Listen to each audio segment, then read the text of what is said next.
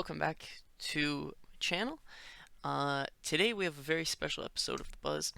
We're going to be talking about the Dungeons and Dragons Honor Among Thieves film, which just came out. It's in theaters now. Um, I went to go see this last night, opening night, with a couple friends, and I have to say, my expectations were subverted, we'll say. I was pleasantly surprised, and we're gonna go a little bit in detail about it.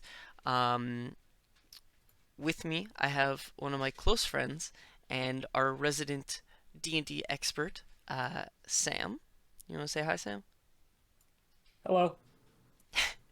And we're gonna be going over it, just talking about the movie, how we thought it was effective or accurate, and then talk about it from a game perspective, how accurate it is to the games, what lore they went with or, chose to ignore, and then sort of work from there.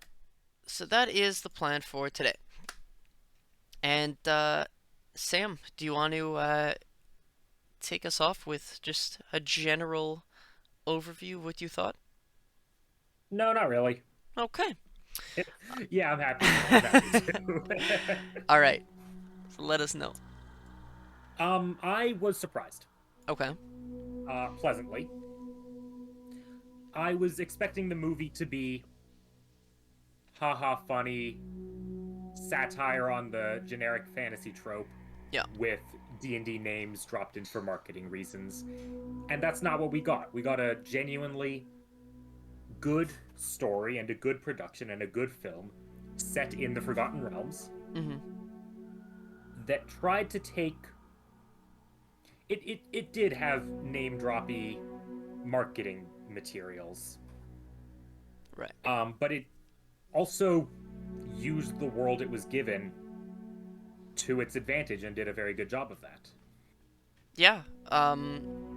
In a very broad sense, I was ready to go into this movie with a funny bad approach to it. I was really getting ready to be not disappointed because I was like, if I go in ready to laugh at it and how, funny bad it is, I won't be disappointed that it's not as good as I hope it is.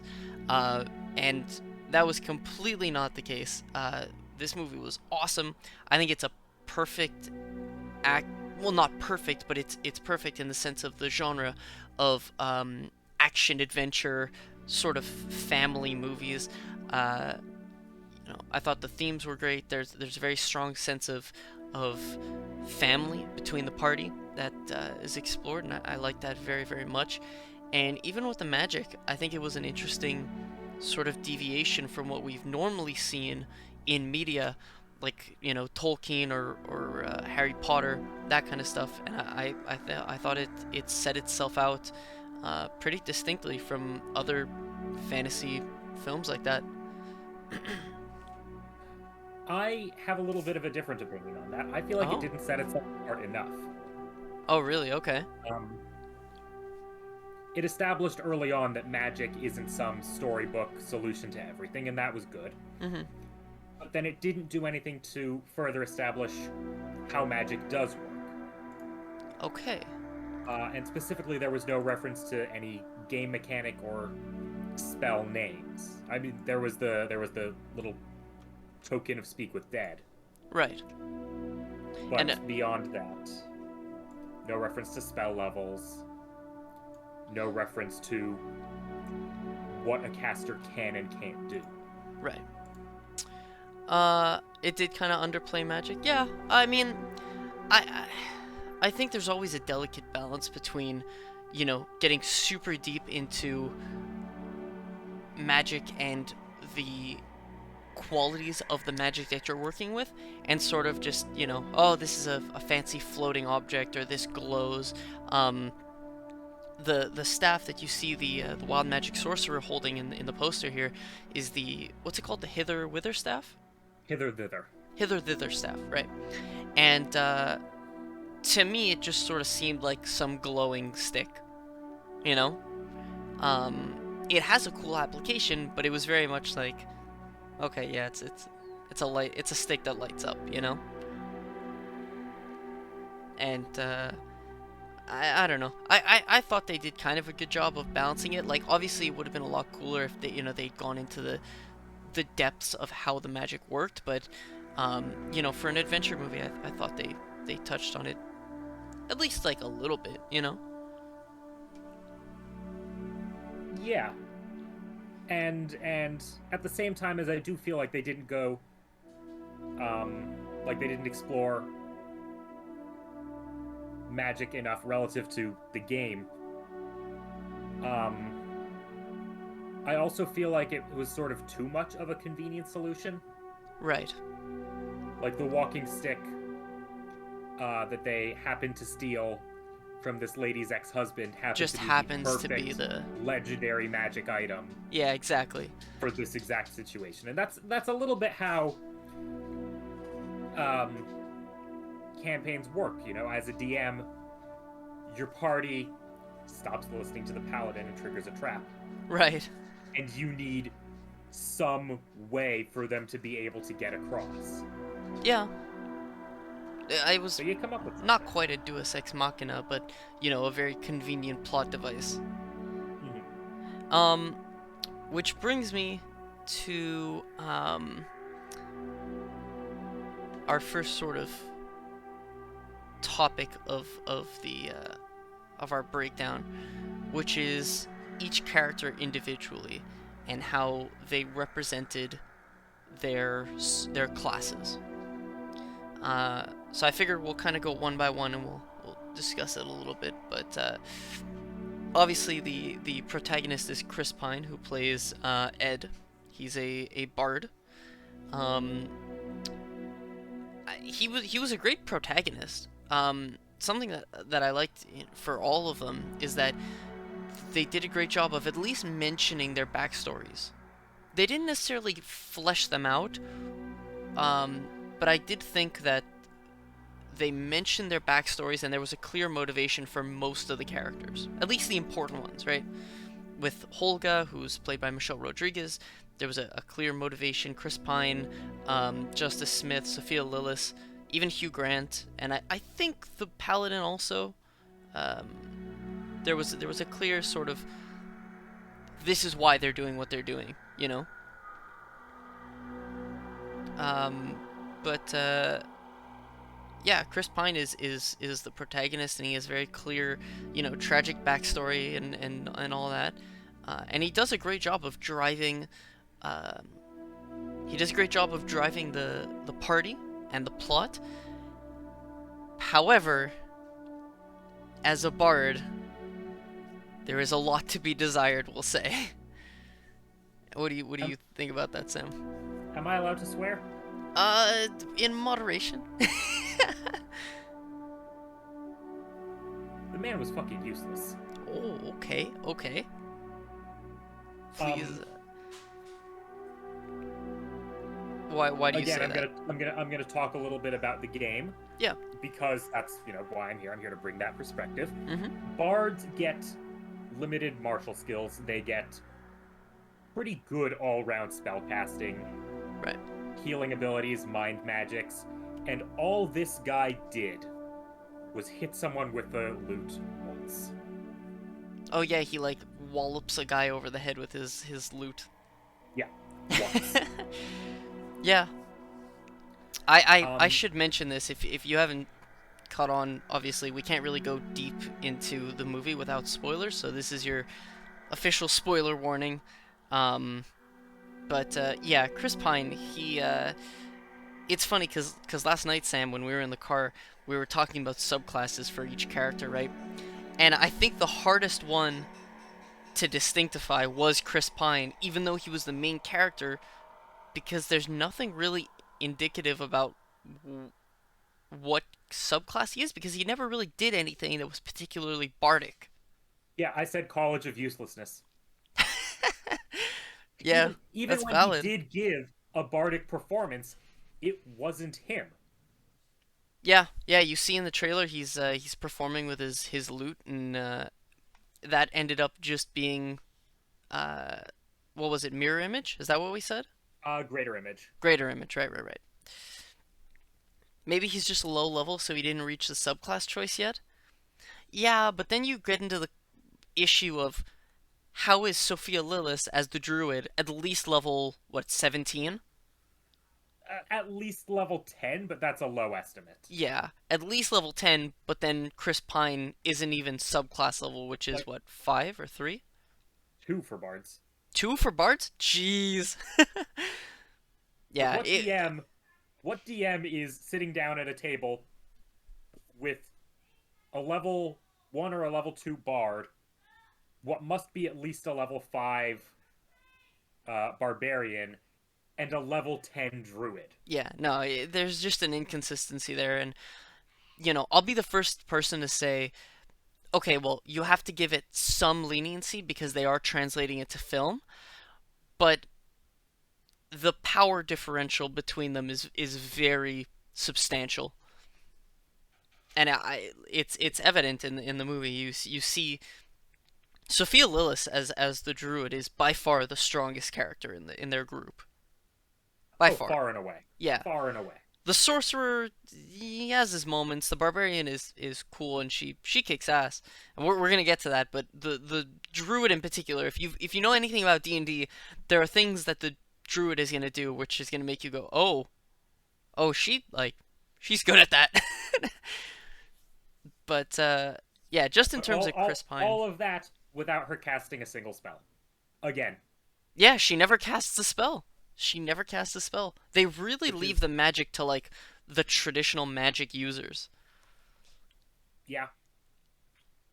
Which is fine. Like I don't feel like any kind of way about that. If you want to have distinctive magic characters, I'm Oh, okay with that. But I do. The druid is more of a caster than the sorcerer is in the game. You get more spells, you get more spell slots. right, but the sorcerer is also like from a marketing perspective, the sorcerer is like the Merlin type character, right? Exactly. And they did play on Druids that. are nature, you know, animal Mhm. people. Like in a very reductive sense, that's just sort of like the archetype, right? Yeah, and to make a movie to appeal to a broad audience, they had to go somewhat generic. Yeah.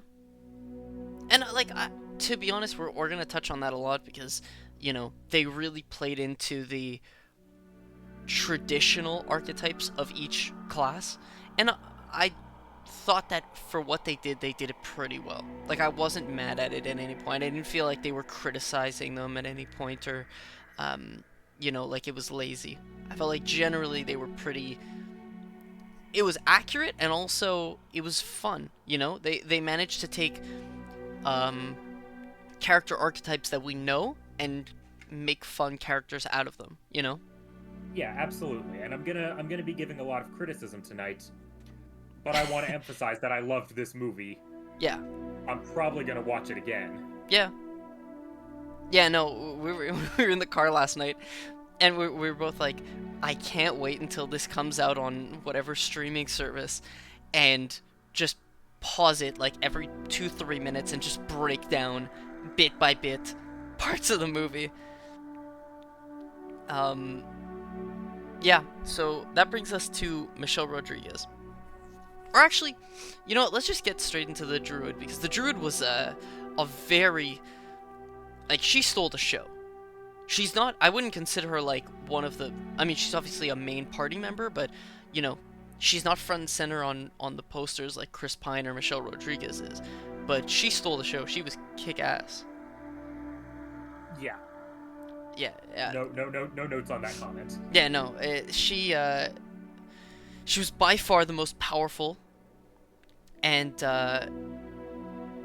there's one sequence where she does a bunch of wild shaping. It's the first time that we really see wild shaping in its, um, to that extent. And she goes through so many different forms in animals in sequence. And not only is it super creative, but it's also super entertaining to watch because you're like, oh, how's she going to get out of this? All of a sudden she's a mouse. Or, okay, now she needs to get big and attack. All of a sudden she's, you know, uh, a bird, right? she's like clawing at people, and all of a sudden she has to go fast, so she turns into an antelope. Like, very, very dynamic ability, especially for a movie character. Um, And just to take over your job here for a little bit, the cinematography on those scenes was amazing. yeah, The way the yeah, camera followed her, the way the angles changed, the way the scenes fully rotated to encompass her point of view was really cool. yeah. They do a lot of cool perspective changes from having small creatures to giant creatures and feeling consistent between them. Yeah. And she was It was a she was deer. It was a deer, actually. she was introduced with a huge subversion of expectations. Yeah. Her motives and determinations were established very early on. Mm-hmm. She had the somewhat shaky reason to join the party, which is completely accurate to every D&D game ever. Yeah. I really think that she made the movie. Yeah. I also think that Sophia Liss, I mean, we've seen her in a couple of things. She was in It primarily. That was like her big breakout thing, if I'm not mistaken. But she was pretty kick-ass. Like, her overall, I think most of the actors in this movie, they were solid. Yeah, I'll agree with that. I do think she should have been purple.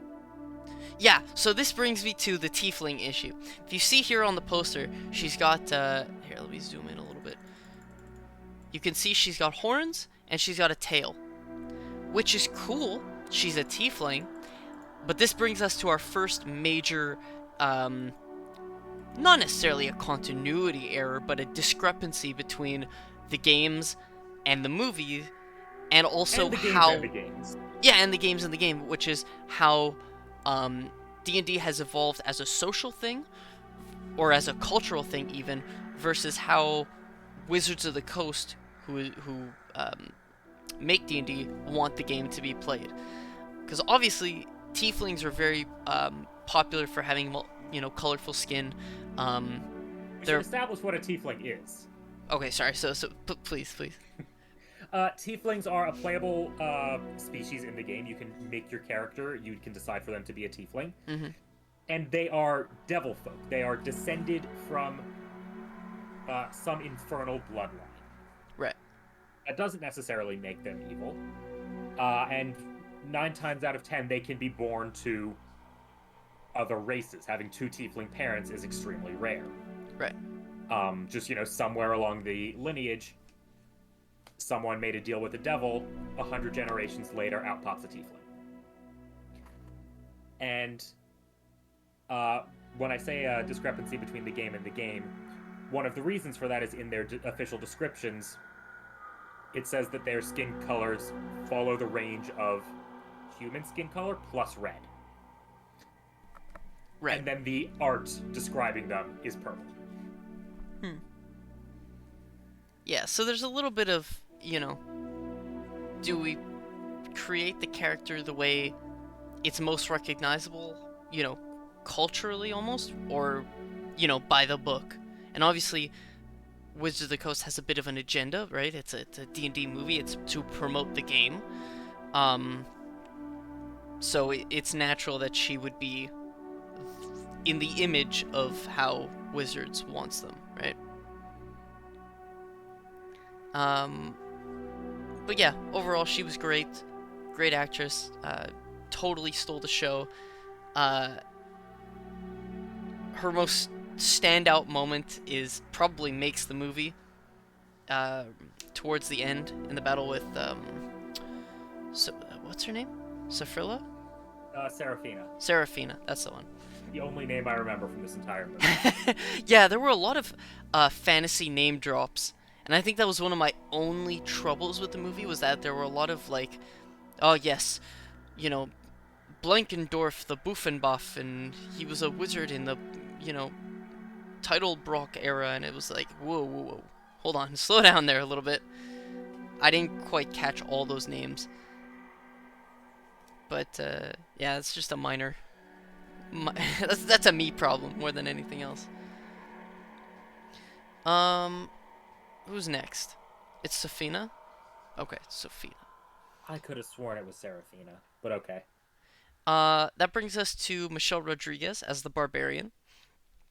And I feel like this is probably where I have the most input because as a barbarian main, um, I was very hesitant about Michelle Rodriguez playing a barbarian because she's not particularly um, beefy. She's not tall and she's not, she doesn't have a very big stature. So I was like, well, it's a little weird for her to, you know, play a to embody a barbarian who's supposed to be traditionally, Goliaths or um, big creatures. Uh, that being said, though, she kicked ass. She was great. I did feel like she was just playing Letty from Fast and Furious, and if you've seen the Fast series, you know that she's very stern. She's a very determined sort of like acting approach, and a lot of that can be seen here. But I was very very pleasantly surprised with how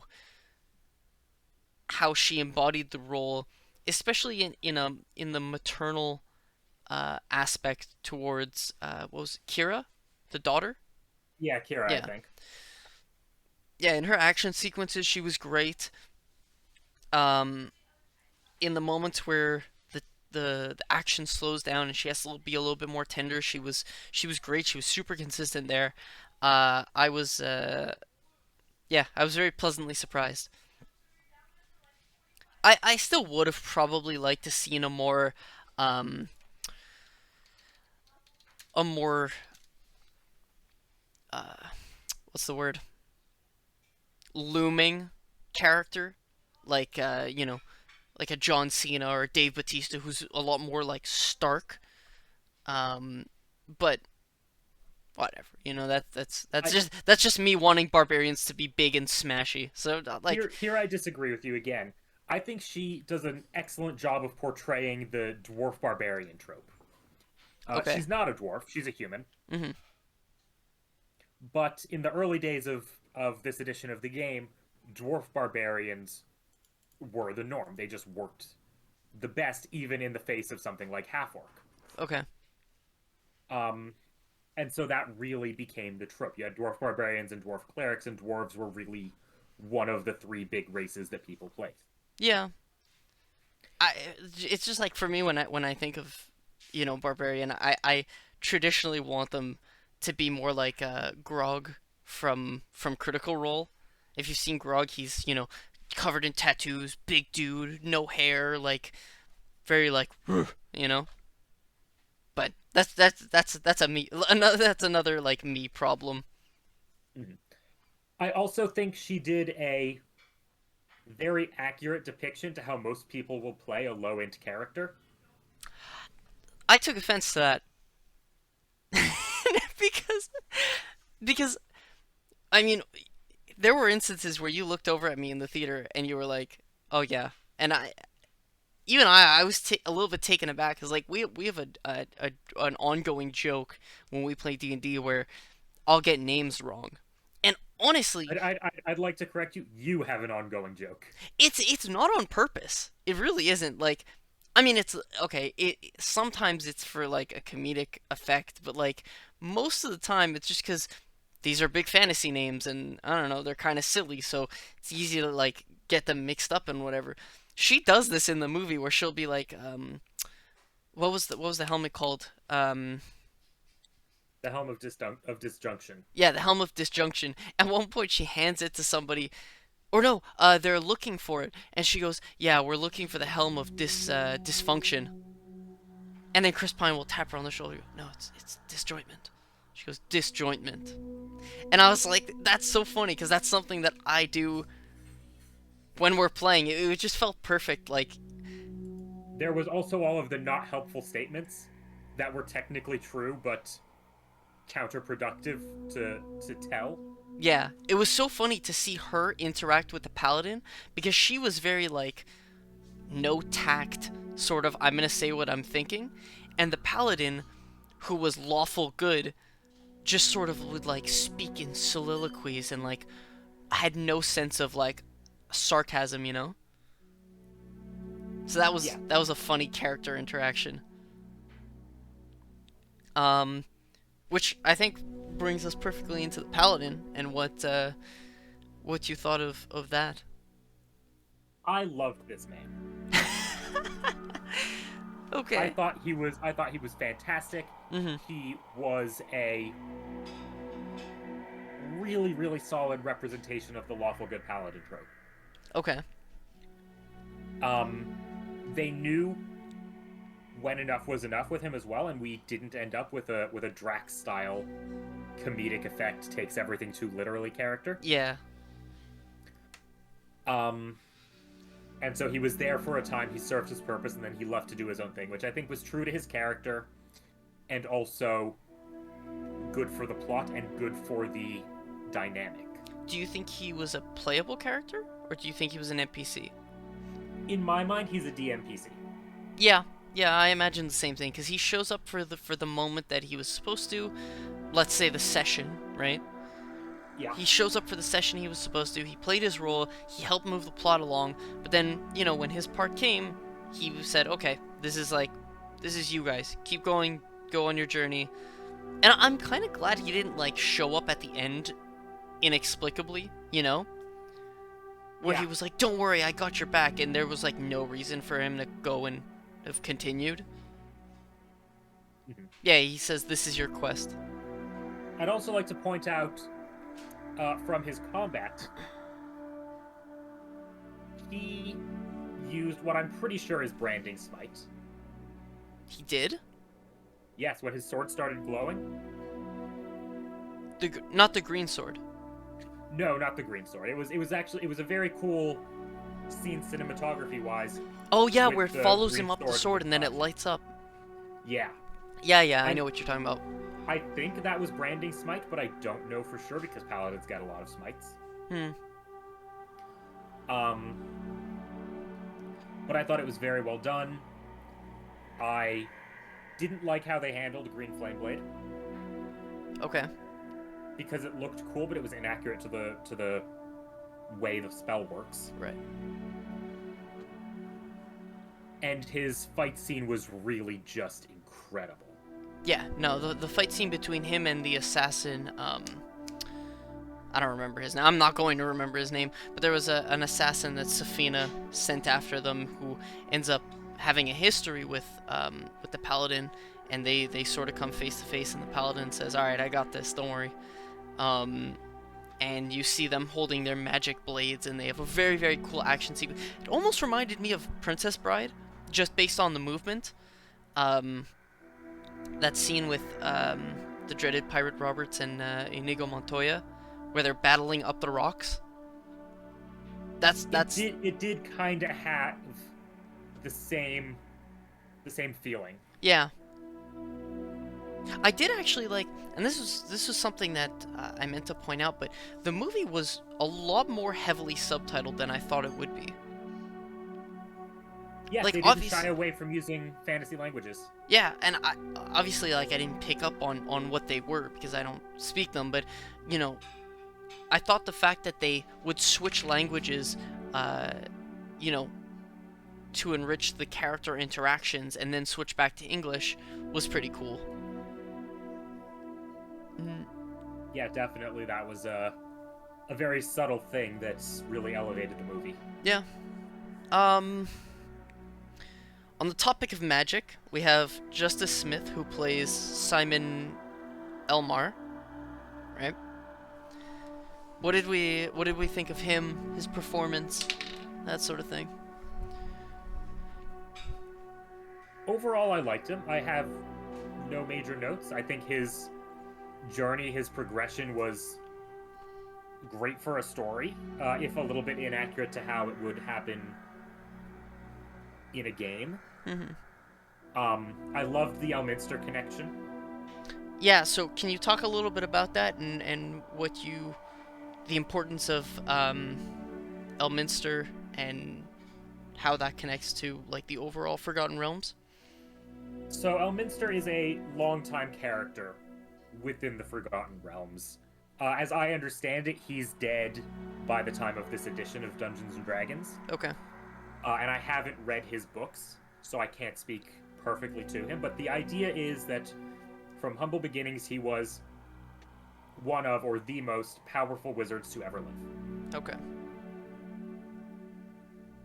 Um, And we see in and the he, film that Simon is a descendant of him, right? yeah, Simon is his great great grandson or something. Yeah. The line "sorcerer descended from wizards." That was cool. That was fun. I'm gonna use that. Yeah, so how does that work exactly? Like where do those lines blur? Between sorcerer and wizard, Yeah. a sorcerer is one whose magic is innate to them. They obviously have to practice and try and learn to control it, but it is their own power. Mhm. A wizard studies the fabric of reality to be able to force it to do what they want. Right. And Okay. so the thing with that line, a sorcerer descended from wizards, while it's fun, it's not particularly relevant. Mhm. It's like if your great great grandfather was a teacher, and then your father married some genius and you came out particularly smart. Okay. There's not really a connection. Right, it's more just the implication that it's in his blood. Yeah. Okay. I think the implication they were going for was I had to work for my powers. You were born with them. You are therefore a disappointment. Yeah. That Which would was actually be a pretty cool arc if every time he had to, attune to something, he saw a different descendant or he saw a different ancestor and had to justify him being a magic user. well, as far as I know, he only had one important ancestor, but Well, yeah, that's as much as we know for now. Mhm. Um and you did mention this earlier that Elmar is associated to Drists. Elminster, first of all. um, and yeah, as I understand it, in some of the Forgotten Realms books, Mhm. and here I have to distinguish between Dungeons and Dragons and the Forgotten Realms because they both existed for a long time, independent of the other. Right. And at some point, Elminster and Drizzt were a part of the same party and sort of formed the basis for an ideal Party party comp. comp. Yeah. Um the instance which we see Simon's great great grandfather was when he was trying to attune to the helm of disjunction. Or is it disjointment? No, it's Uh, disjunction. I think it's disjunction. Yeah. Uh anyway, and I noticed that you had a bit of a qualm with the attunement process. Do you want to talk about that? Because when we first see him get the helmet, it obviously needs to be attuned, right? So he needs to sort of um, how do you explain attunement? Attunement is the process by which you have some powerful magic item that you have to kind of figure out how to use and sort of get in gear with to be able to use. So, per the game, you sit down, you spend an hour with it, you tinker with it, you fiddle with it, you try to sort of get in its head and get it in yours so that you're able to make use of it. Yeah, you have to sort of like link with it. Yeah, and that An hour, right? takes an hour. Yeah, There is I don't think there's anything that can shorten that time, and I don't think there's anything that needs a shorter time than 1 hour. right. So when we see him do this in the movie, it actually slows down time. Time sort of freezes, and he sees his ancestor and has that conversation with him, and he's not able to attune with it until he gets the character growth of and the confidence of being a wizard or a sorcerer in his own right and whatnot. But how do you feel they translated that attunement process? Is it an hour in like the subspace, or is it like an hour in real time? I think that they went in a completely different direction with attunement. Okay. Um, in For the sake of consistency, I'll call it subspace like you did. Okay. Um, I think that that was a psychological moment in which he needed to overcome his problems to be able to attune to an item of this caliber. Mhm. And I understand why they went that route. And I'm glad that they went that route because it was awesome. It was Yeah. it was badass. Mhm. It made for a fantastic scene. It made for a fantastic way to demonstrate him overcoming this self-consciousness that was manifested as his ancestor. Yeah, and I mean that's something that's pretty consistent throughout the whole party is that you know they all have to deal with one sort of struggle or another, but even if they don't have these super detailed subplots, um, I thought that the movie overall did a pretty great job of dealing with multiple characters and having them get closure on those issues individually, right? Yeah, it did a very good job on that. Um, yeah, my issue with the attunement is that in the game there's no basis for failing to attune. Okay. It's not just a thing that doesn't happen very often, there's no rule for it. You spend an hour, and if you are able to attune, you attune, and if you are unable to attune, you don't attune. Okay. And that's the end of it. Hmm. To have it done very quickly and have some achievable condition for it that can happen during the attunement process was a little bit weird, Mhm. and it was a break from the rules of the game. But again, it made for a much better Character plot arc. device than would have been by the rules. Right. Right. Right. Right. Yeah. I mean, as a storytelling device, I didn't really have any qualms with it. I was more just worried that it was inconsistent with the game. But if their approach was just switching the fashion that you attune with something, I don't see an issue with it. No, neither do I, and especially because as a DM, if you came to me and told me as one of my players, hey, I think it would be really cool to have these conditions for attunement Hmm. in addition to or in replacement of just the time it takes. I would want to hear you out. I would be interested, and if you brought this format of character growth for attunement to me, Right. I'd be super down for it. I'd be super interested for it. Hmm. I've homebrewed magic weapons in the past where characters have to overcome some personal struggle to be able to better make use of it. Right.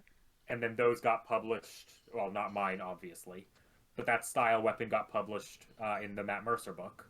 Hmm. So I did want to mention Matt Mercer. We're going to come back to that. The last character who we have to speak of on the big roster is Hugh Grant as the Rogue, um, who played Forge was his name. There's obviously a lot, not necessarily in discrepancy, but um, in creative liberty that they took with the Rogue. Uh, the Rogue is typically a support marshal. Do you want to say? Is that a fair assessment? I wouldn't call them a support marshal, but I don't have something better to call them. Okay. um, the closest thing that we could see in terms of subclass was Mastermind, just based on how um, conniving this character was.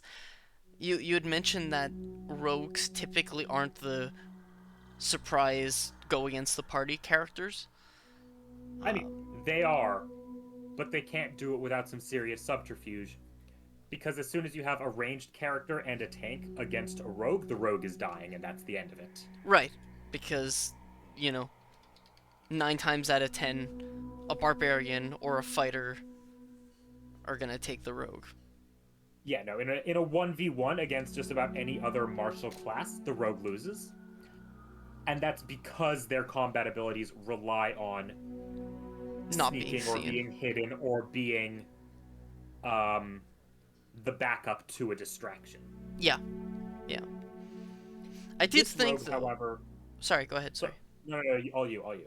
I did think that they handled his character really well. I liked that they didn't do the twist villain thing, like the Prince Han, haha, like, surprise, I'm actually working with Safina, and, I'm gonna leave you guys, in, I don't know, the desert or something.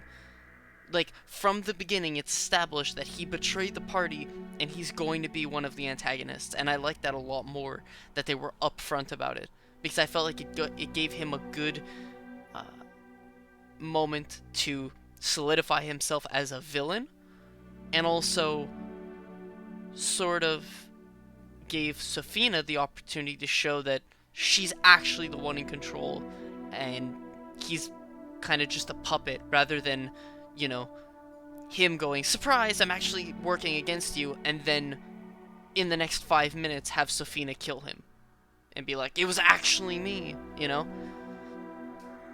And he also did kind of get to have that moment at the end where he takes Kira hostage. And we Yeah, have that moment of, yes, we know you're the bad guy, but now you're showing that every value that you claim to have can very easily be discarded. yeah, yeah. And I also like that he was working an angle the entire time. Like, yes, he was Safina's puppet, but his his focus wasn't even on the games. It was on stealing from everybody who could come to the games. Like, even if Safina was working this grand takeover, whatever, he had his own sort of backup. I'm gonna Yeah, steal everything and get out. Yeah, he was just trying to get rich and get out of town. Yeah. Which is funny, the man becomes the Lord of Neverwinter. Which is, nothing to scoff at. One of the three most politically powerful men on this half of the planet. Yeah. And what does he do with the power? He decides to rob 3 rich guys. 3 rich guys. 3 rich guys. And granted, they're very rich guys. Yeah. Oh, but 3 rich guys. That actually brings me to the heist. I did want to mention the heist because the party finds themselves needing to get into the vault where all the treasure is kept, obviously, and they have a very creative way of doing it, which uses the hither thither staff, and also which you can effectively think of as a fantasy portal gun. Yeah, that was cool. So he shot it for the first time, and I went, "Oh, now you're thinking with portals." Like, it was I was like, "Yo, we need a portal movie right now." Yep. But I think they even used the portal sound bites. I did, bro. I swear to God, I was sitting there going, "Was that the portal, like the gun sound?" It absolutely was. 100% it was. Yeah, we're gonna be seeing Valve in court. But no, there was a very cool sequence towards the latter half of the second act where they need to sort of plant a treasure that's that has a portal on it in this convoy of treasure, and they do it in a way that really works to everybody's strengths, and I feel like as a party that would have had to been flushed out for at least like a half hour before they did it. Oh yeah, no, that was very much just complicated enough to maybe work. Yeah. Heist, where everyone's roles went well enough. Mm-hmm. That the party spent Except for the sorcerer. Except for the sorcerer. Yeah. But no, the party spent like easily 45 minutes of table time planning that. One of the party members was absolutely not on board. Mm-hmm. it was fantastic, and it really represented what running a heist in D&D feels like. Yeah, yeah, it was great, and you can almost feel that like metagame talk happening as the characters are doing it because you're already attached to the characters and their classes, so you can sort of feel that metagame talk because you're like, oh yeah, okay, I can just see the druid and the bard arguing about who would actually get onto the thing because of blah. Like it was just a great visualizer of what the game feels like, you know? Yeah, and the whole movie I think was a really good way to represent what it feels like to be a part of a campaign and to have all of these fun shenanigans and Yeah, also have this character that you care about that is fleshed out and that is an individual that is part of a collective. yeah, yeah, absolutely. Um, so yeah, Hugh Grant as a rogue he was interesting. I did appreciate his character. Um, I will say he did a great job of being the absolute most useful rogue of all time. And in doing that, he did pretty much nothing. And I stand by that. And You that say is, that you've never played with me as a rogue. you know what? That's fair. That's fair. Anyway, moving swiftly along before I get We're we're pitchforks we're thrown at we're me. gonna we're gonna run a little rogue combat after this. um, obviously, now that the Dungeons and Dragons movie seems to be doing very well, uh, it's going to bring a whole new wave of D&D people, right? A lot more people are going to be exposed to the game, and so a lot more people are going to be playing the game. Uh, and something that I wanted to sort of get a little bit of feedback on was, how do you think this movie is going to translate for new players going into the game, or how disillusioned do you think they're going to be about what the game actually is? I think that in terms of the setting, in terms of the Forgotten Realms, they are going to get exactly what they are expecting and more. Okay. I think in terms of the rules, I think in terms of what you can do within the confines of the game, they're going to be simultaneously awed and disappointed. Okay.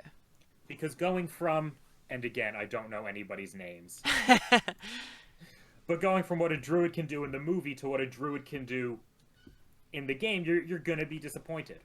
Right. There's a lot more spells, there's a lot more to memorize, and there's a lot fewer stuff you can turn into.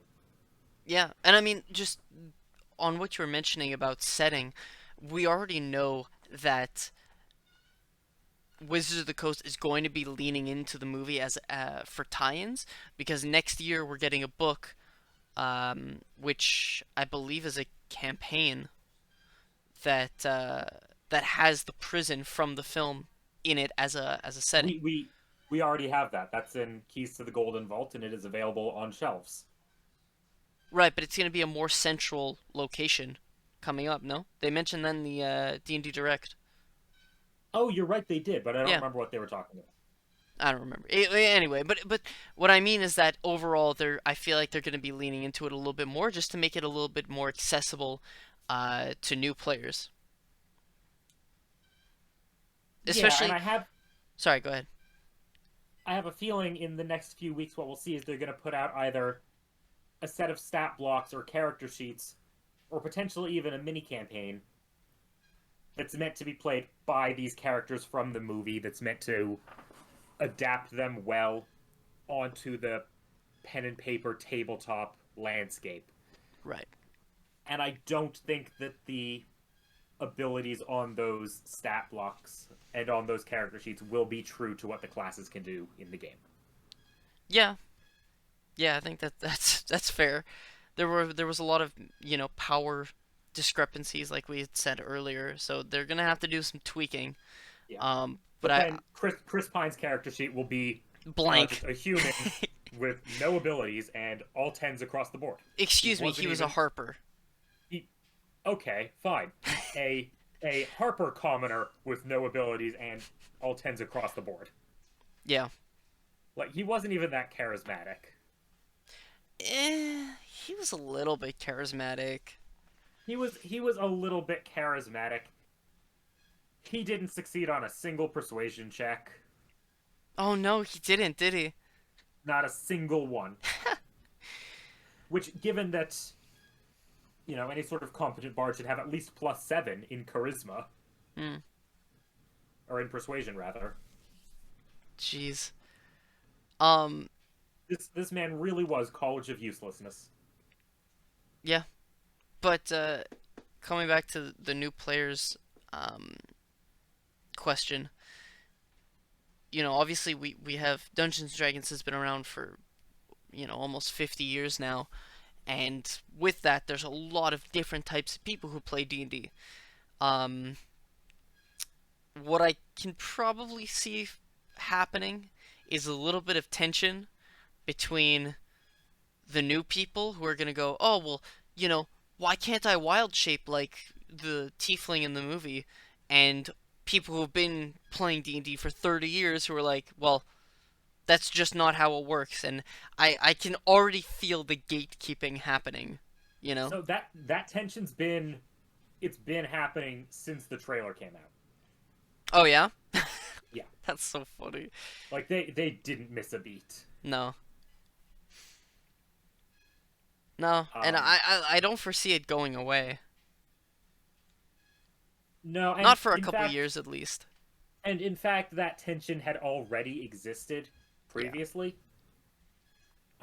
Especially when you look at Monsters and Stranger Things, for example, with the D&D names versus their D&D counterparts. Yeah. And obviously Stranger Things brought a lot of new people to D&D the same Stranger way Things brought this movie is. a lot of people to Yeah. D&D, yeah.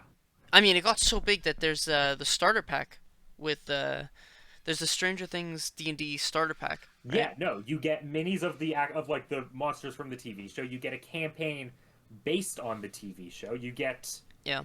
I think, some dice as well. It's oh, you want to start playing D&D? Here's everything you need, and it's Stranger Things themed. Yeah. I mean,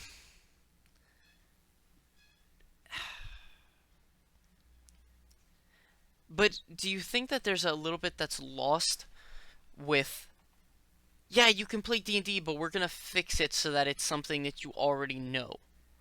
Or do you think this is more of a springboard? Like, I think a little lost is a little gained in this case.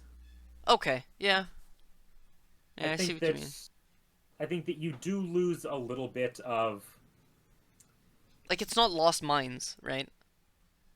It's not Lost Minds. But at the You're same time, you're at least you're playing D&D. Yeah, it's an introduction Yeah. for people who don't necessarily care so much about the fantasy setting, Yeah. which is fine. It's not for everybody. I'm not here to gatekeep or tell anyone how they should or shouldn't play the game. And if a Stranger Things campaign sounds more fun to you than going on an adventure towards some mines in a fantasy town you've never heard of, a setting you have no context of, then by all means, that's how you should be playing the game. Yeah. Yeah, valid. um, I do think that there should be some means to transition from those introduction packs, though, from the Stranger Things like and the through Rick and Morty NPCs and and the stuff, like the introduction of like not the locations, or what do you mean? NPCs, but so that you have once you've played through these campaigns that are went through these universes beyond campaigns, that you're then better prepared for picking up a Like real campaign campaigns? module Yeah. and playing through it. And to a certain degree, you will be. You'll be more familiar with the rules, Mm-hmm. but you won't be familiar with the world, and you won't be familiar with the tropes, and you won't be familiar with the expectations, the assumptions that you will know a certain set of things going into it. Mm-hmm. And I would have really liked to have seen with these collaborative starter packs something to better enable that transition. Right. Yeah.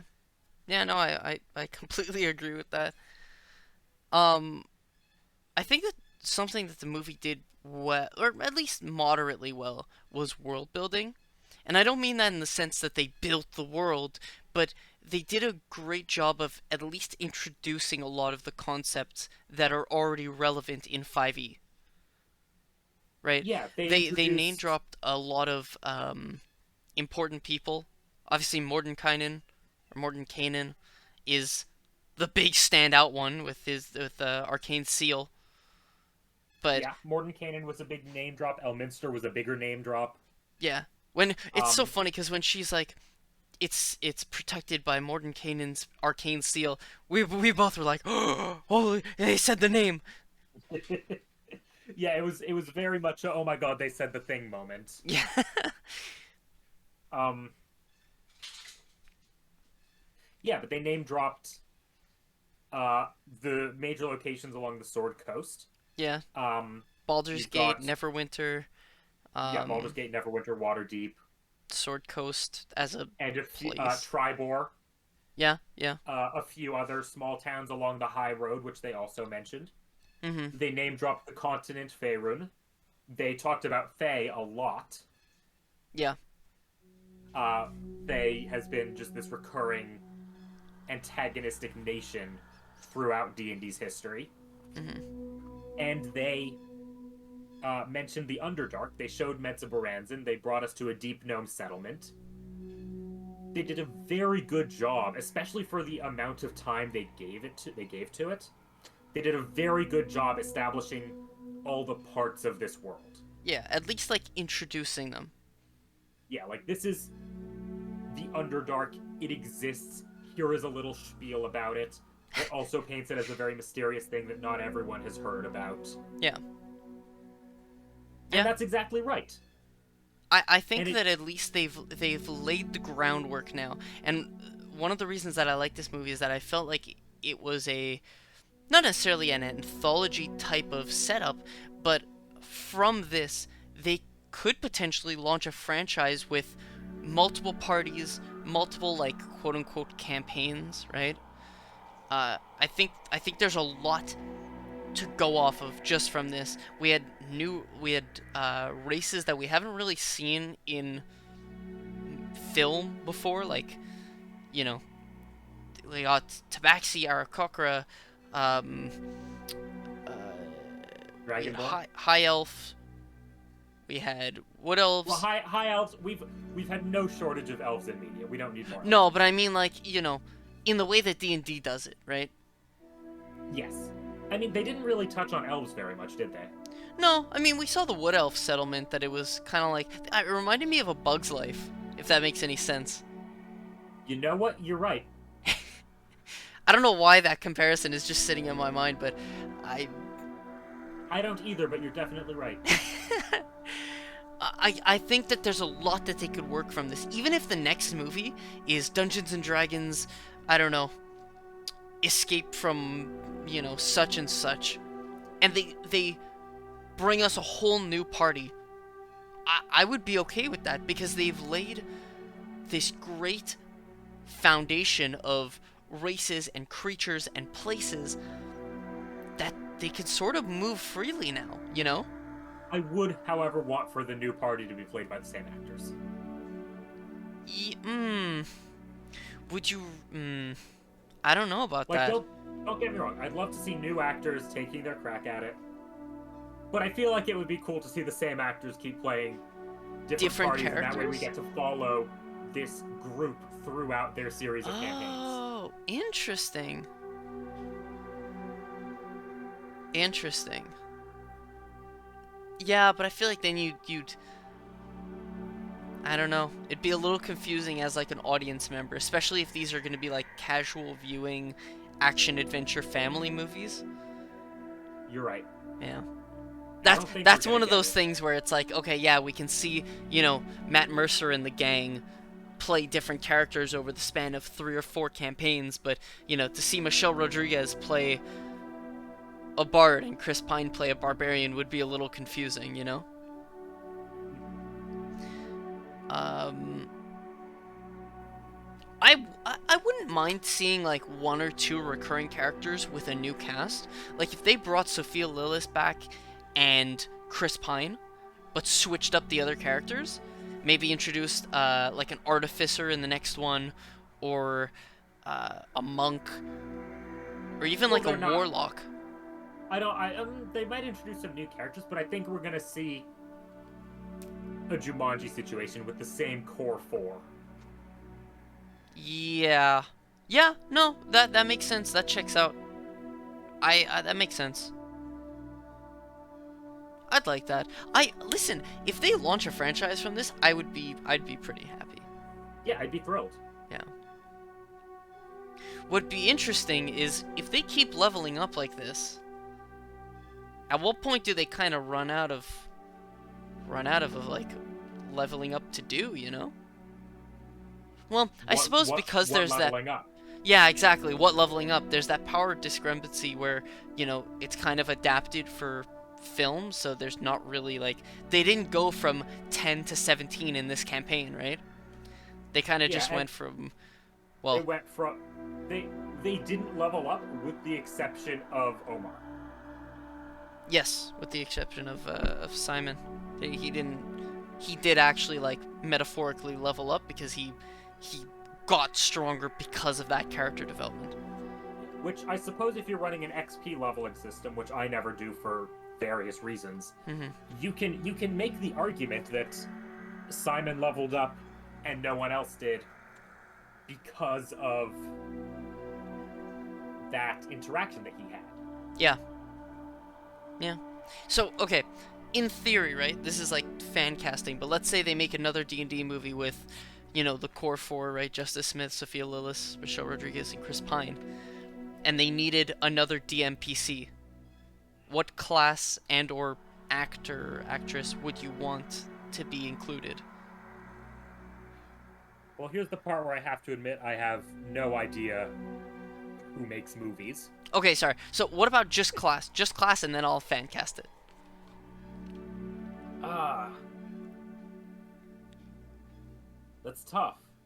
Obviously, I'd want a wizard, but they did a pretty solid wizard with Safina. Mm-hmm. Um, this is a tricky one. This is a tricky one. I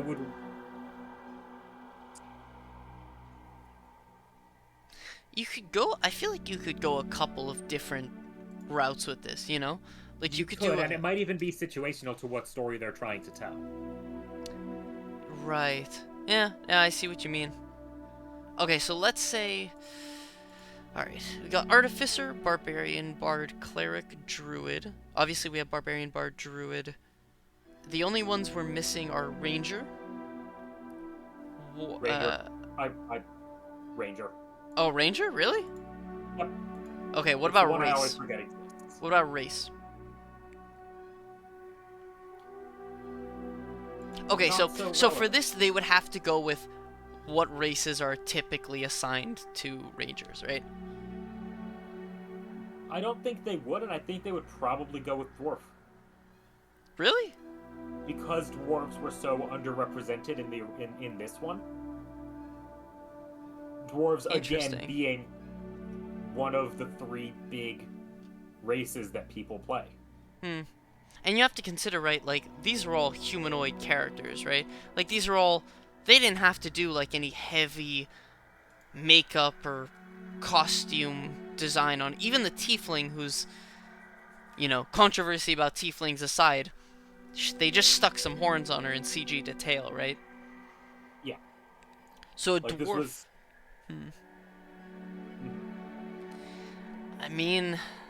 So let's say a dwarf ranger, right? Then we've got... Danny DeVito. Danny DeVito? Danny DeVito. I will accept nothing else. Okay. Okay. Danny DeVito. Yeah, you know what? I'm not mad at that. That would be a great comic character to replace Hugh Grant. Yeah. Yeah, You know what? Danny DeVito as a dwarf ranger. I love it. Could be a higher ranking member of the Emerald Enclave. That's true. That's true. Wizards, hit us up. Wizards, I'll write your next movie, bro. Trust me, it's gonna be nuts. Um, I did, on the topic of, cinematic future and possibly like universe building. I did want to talk about Matt Mercer because you and I both went into this movie hoping for at least a cameo, right? I wouldn't say hoping, I'd say expecting. Yeah, yeah, expecting. I He's been so vital to Dungeons and Dragons and Wizards as a, you know, company that it was almost a surprise that he wasn't in it in some form or another, right? Yeah, So, how do you think that the Mercer, the content for 5e is could potentially be incorporated into the D&D movie universe? And also, I mean, Mercer as an actor character, how do you think that would happen? so I think it's not going to be. Yeah, I don't think we'll I see think a if Matt blood Mercer hunter. appears, I think if Matt Mercer appears at all, it will be a cameo. The Yeah, problem with a lot of the Mercer content with Gunslinger and with Blood Hunter and with there's one more that I'm not remembering. I always forget the last one. Yeah, I think it kind of got absorbed into Blood Hunter at some point. I'm not entirely sure. the The problem is they're not official content. Wizards of the Coast Right. never published them, and the And Mercer content Judge? that Is it Wizards Judge? did, it might be, I don't know. Hmm. And the Mercer content that Wizards of the Coast did publish all takes place in Wildmount, which is a different setting, Right.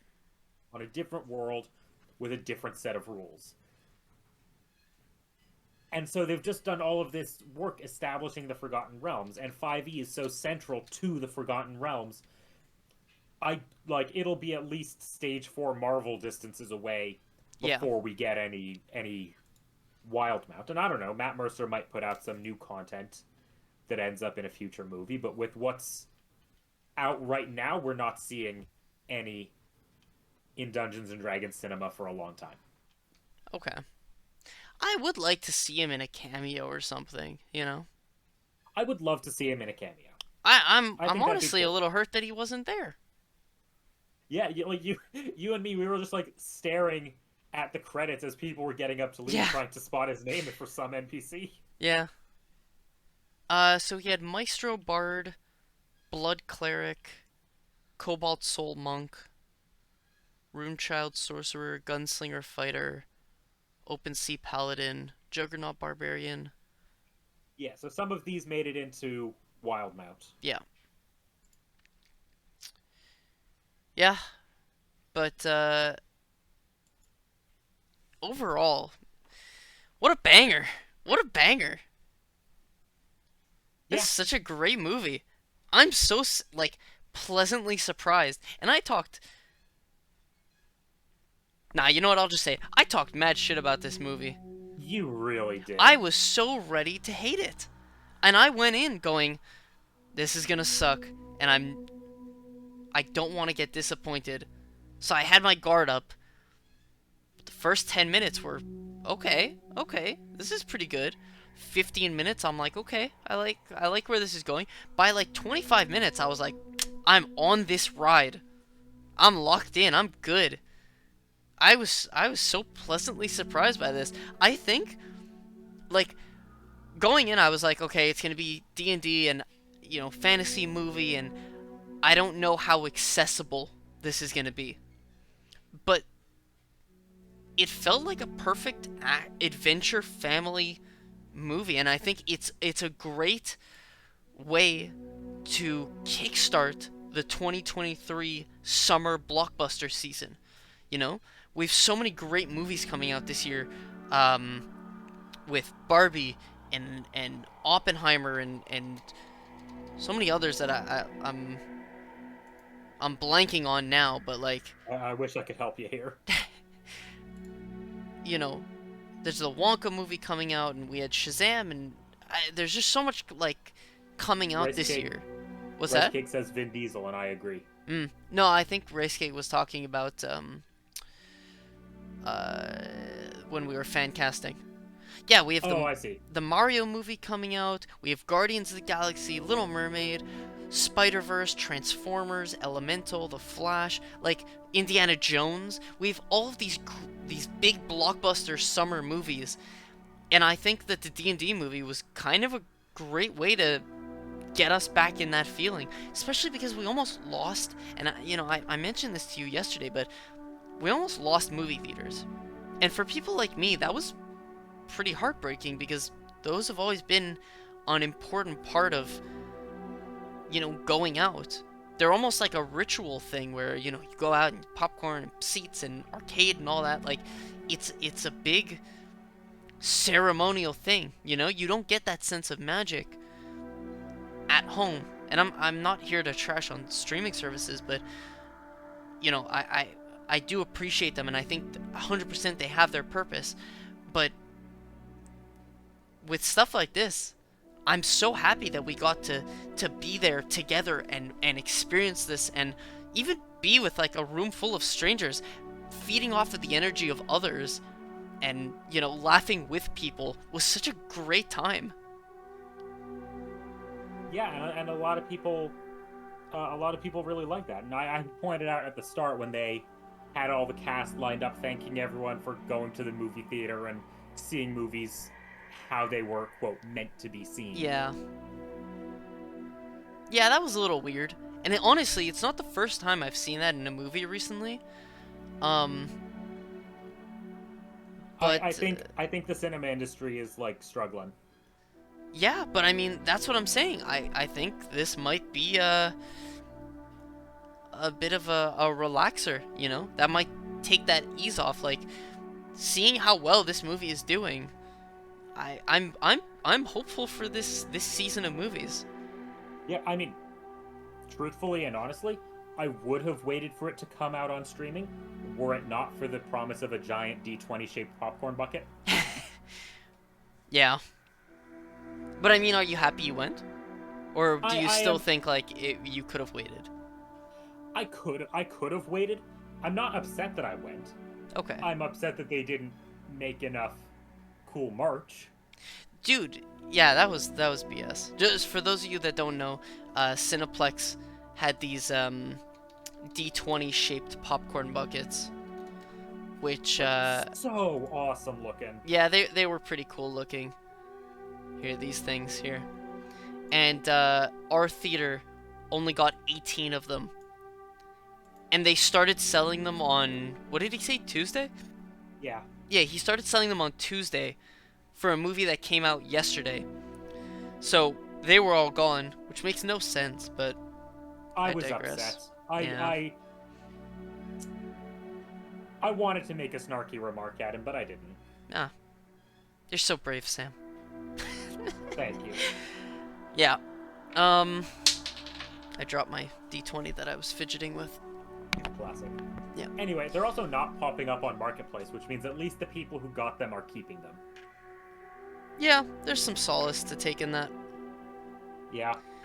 Like, if they had just all gone to scalpers, then I would have been, like, really mad. Yeah. Any, final overall remarks? I feel like it was more of a Forgotten Realms movie than it was a D&D movie. Okay. It took a lot more from the setting than it did from the game, and that's okay. That's understandable. That's I would expect nothing less, because you can't make a good movie out of move 15 feet, swing Right. 2 times. Okay, Take your turn. one action and a bonus action, and then sit back down. Yeah, and I think they did take a lot of elements from the game. The paladin fight scene, for example, as Saturn pointed out, was happening on a hex grid, and they were keeping within the hexes, and that was super cool. And the That's arena true. at the end, yeah, They did do that. I didn't even notice that. That's so cool. and the arena at the end, a blocky maze, exactly how from a top-down view, everyone looks at a dungeon in this game. Oh, snap. I didn't even catch on to that. And it was really cool to see it. That's super But neat. they were homages or references at best. Also, the gelatinous cube was too small. Too small? It's It supposed to be fit 10 like by 10. 6 of That was them. 5 by 5. Okay. Okay. Sure. You know what? They did an awesome portrayal of the displacer beast. I was Oh, thrilled to so see that's that. that's one of the things that I forgot to mention, but how do we feel about the creatures in the movie? They did a pretty good job of showing a wide variety of creatures from what are the brain dogs? The intellect The devourers. intellect devourers, yeah. The displacer beast, the mimics. Uh, we didn't get a And mind the flare, even though it the would have been intellect sick. devourers just ignoring the party because they're too stupid Yeah. is exactly something that I as a DM would pull. To a T. That's so funny, bro. Like I felt called out and vindicated at the same time. I love that. And that comment that Chris Pine makes directly after, where he's like, "I don't know if I should be hurt or happy." That's totally something I would say. It's Yeah. like that's a little hurtful. Yeah. Um yeah, no, the intellect devourers were cool. It would have been cool to see them actually do combat, but knowing how they do combat, I understand why they didn't. Mhm. The mimic was awesome. Yeah, the mimic was so cool. The shoot, I'm blanking on the name. The displacer beast was very, very well done. Mhm. Yeah, those things were sick. Um, The owl bears were nuts. the owlbears were awesome. Yeah. Owl And bears then there's totally like gem. What a gem. yeah, and then there's the dragon. Right. We've done a lot of talk about the movie, but not about the dungeons The and the dragon in the dragons. the the, the dragon in the dungeon. Yeah, Yeah. The little chubby boy. yeah. There was no Shrek reference, which we both predicted there would be. Yeah, we both were mentioned how we thought there would be a Shrek reference about like seducing the dragon or whatever. Because you have a bard. Yeah, there's a bard and a dragon. Like There's a bard and a dragon. There is one trope. I would have loved to seen him start singing to the dragon and then he like just blows fire at him. Yeah, which is about how seducing the dragon normally goes. Yeah. Nah, the next movie. Yeah. That said, I did love how they handled the dragon. Oh yeah? I thought it was cool. I thought it was original. I think they had a really cool way of showing the recharge mechanic on the breath weapon. Yeah, yeah, you'd mentioned how, the sparks were showing, but he didn't always blow fire, and that's literally just because he was rolling too low. Yeah. I think that's so great. Yeah, that's super neat. Yeah, Mhm. great, good dragon. Good dragon in the dragon movie. Good dragon in the dragon movie in a pretty solid dungeon. Yeah, there were dungeons and dragons. Yeah, I came in with low expectations and they were met. Do you have anything else you want to add, Sammy? I'm sure I'll think of something as soon as I get off. Of course, as But is no, natural. at the moment, no. I think that's everything I wanted to say. All right. Well, thank you for participating. Thank you. What more could you ask for? Thank you for participating and for coming on my show. Thanks Um, for having me on. of course. I'll talk to you a little bit later, Sammy. All right, enjoy the rest of your stream. All right. Peace. All right, guys. I hope you enjoyed that. We're not done. Keep it locked.